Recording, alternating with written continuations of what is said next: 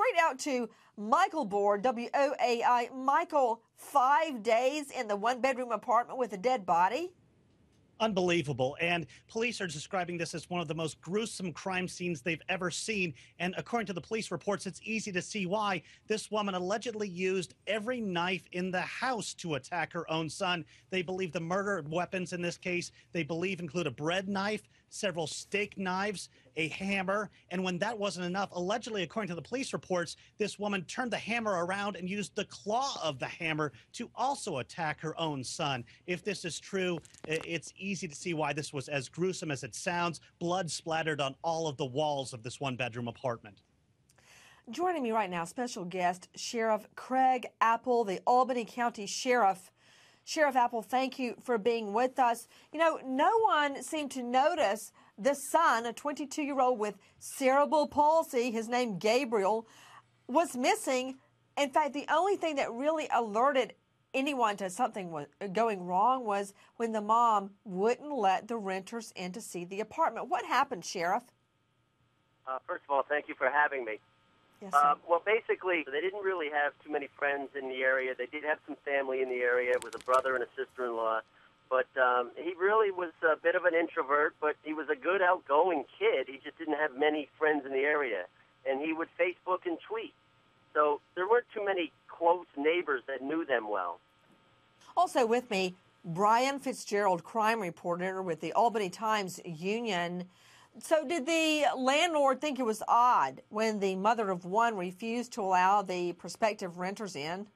Well, yeah, I'm sure she thought it was a little bit odd, but they had been planning to move out for a little while, and I think they hadn't been able to come up with rent, and the landlords kind of had an agreement. All right, you guys can keep staying a little bit longer as long as you can pay some money, and then they kind of finally agreed to move out, and had some other people looking at the apartment, and then I think her excuse was, you can't come upstairs.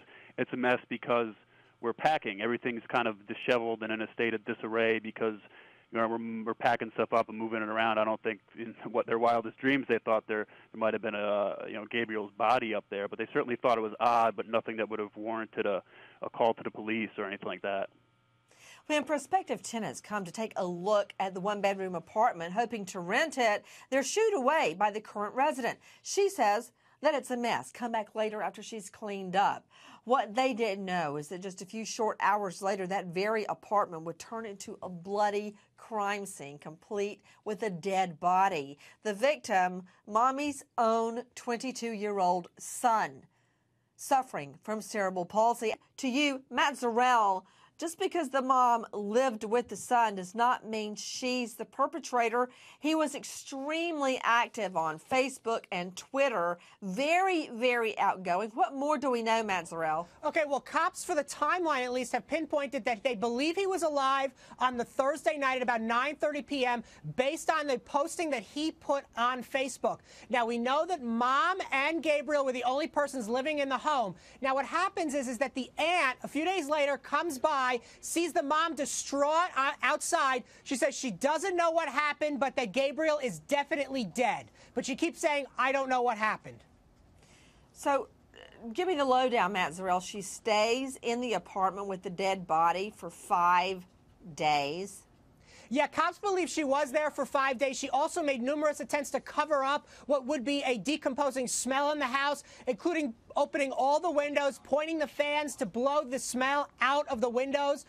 What happened was that when the aunt came by and the mother said he's definitely dead, that is when the aunt contacted 911. The mother told the aunt, do not go upstairs. She didn't want her to go upstairs and see what had happened inside the house. Penny, she opens all the windows and sets the fans, multiple fans, to blow out the stench of a dead body decaying right there in the room with her. And then she goes and hides their murder weapons. Now, where does the insanity fit in? Well, just because she doesn't want to smell it for 5 days doesn't mean she's not insane. The issue is, what was her state of mind at the time of the incident? So the insanity only goes from right here to right here, completely excluding the nose, right? So the nose is sane, at the time of the incident. But the head, the brain is insane. All right. At the time of the incident. Got it. All right.